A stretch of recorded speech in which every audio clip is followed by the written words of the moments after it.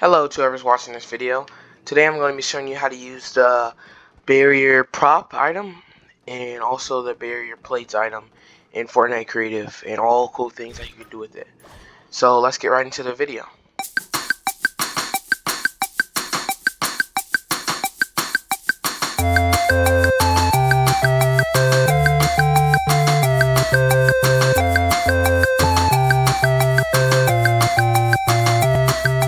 Now in order to get these items, first you have to open your inventory and then you go into the creative section. You want to be in devices on the section area and you spawn at the top corner.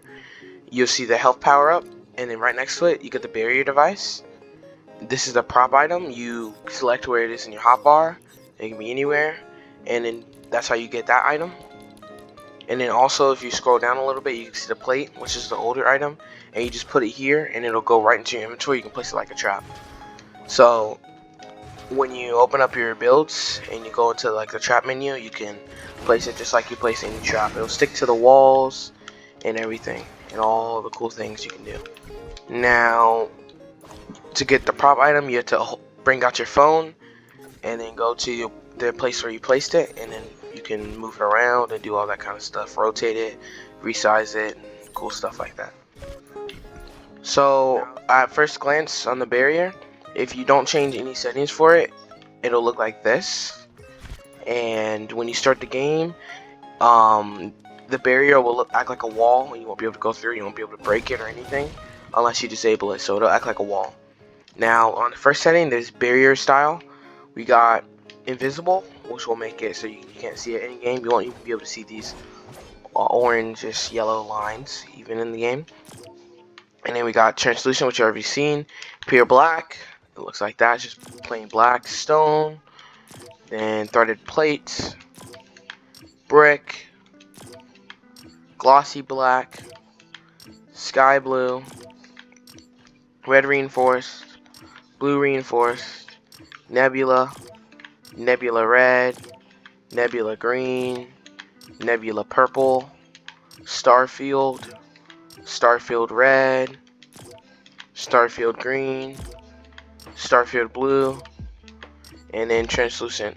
Now for the next setting, we got base visible during game. If you turn this on, they'll be able to see this item, and if you turn it on this one, they'll be able to see the plates like the trap. But if it's off, they won't be able to see it at all, so they'll just see the barrier. Enable during game phase. This will tell you when the barrier will start, or like start being a barrier. If it's disabled, it won't block you and you can just walk straight through it. So none, it won't enable at all. All, it'll enable always, even before the game starts. Pre-game only, that's when you like first go into the map and you spawn on the spawn pad and there's like a hub.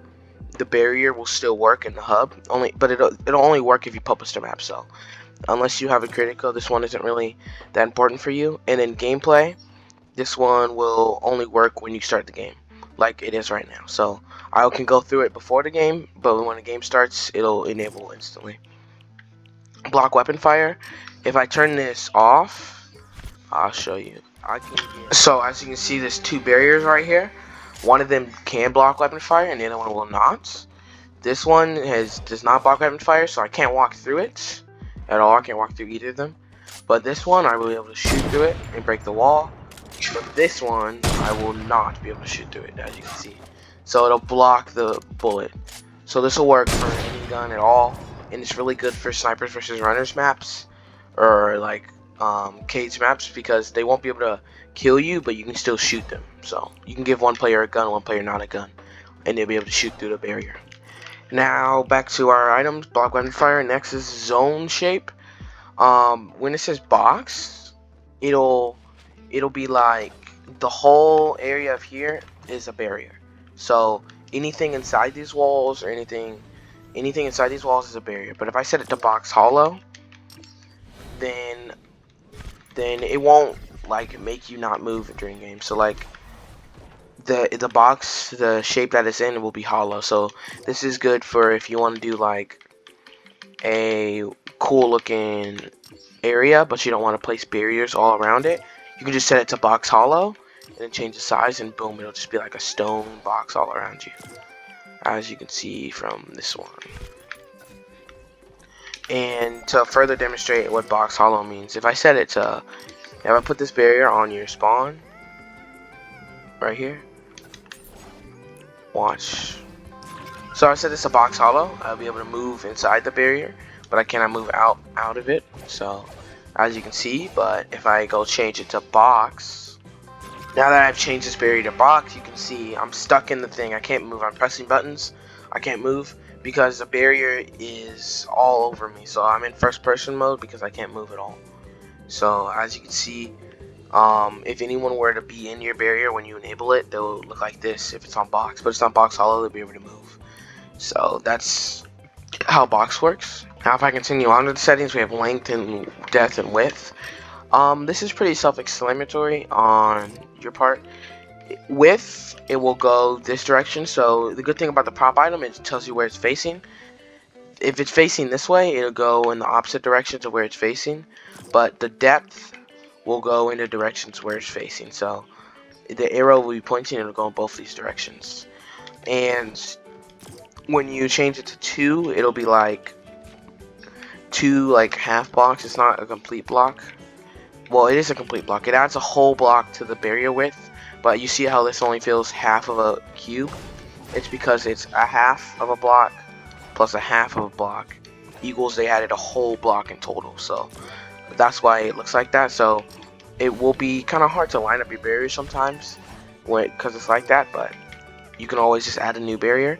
And the height, self-explanatory, it will extend to height words. So the cool thing about the prop item, it can go down to 0.5. It'll look like this. It'll be like a tiny little barrier. And the prop item, which is something very unique to the prop item, it go to 0.05, which is super tiny. I don't even know if I can see that. Wait. Here, if I set it all to 0.05, you barely see it, but if I set this to 100, you'll see it's like super tiny. So it's kind of good for precise barriers that you want to use and stuff like that. Now this item, as you can see with the length and width, that's a little bit different. This will only go to 0.5, which it's because it's older. So it'll be just like that, but it'll only go to 0.5. And it won't go to 0.05, but the max is also 100, like this one. So I can go 100 by 100 by 100 on this barrier, but I'm not going to. So. And then besides that, we got the channels, which I will demonstrate how they work. Enable it will make it so that the barrier blocks you, and when it disables, the barrier won't block you. So now as you can see, I have both of the barriers in the game. They look the exact same because they pretty much are. This is the prop and this is the plate. And this one, channel 1 is set to enable during game phase. So if I press this button, it'll enable it, which does nothing because it's already enabled during the game start. But if I press this button, channel 2, it'll disable it. So see here, boom, they're gone. I can't walk through them, they're not invisible. I can walk straight through them. But if I set channel 1, it'll enable. So any device that sends channels can use this, and you can use like walls that enable and disable during game, and like stop players from moving through it. So that's pretty cool. All that stuff. Now I'm gonna go through a little bit more stuff. And lastly, I'm gonna show a cool tip for using the barrier device. If I set this one to blue and I set this barrier to red, you will see if you set this height to I can sit here and rotate the barrier. Give me a second. I can rotate the barrier, and when they intersect, that's not the best example.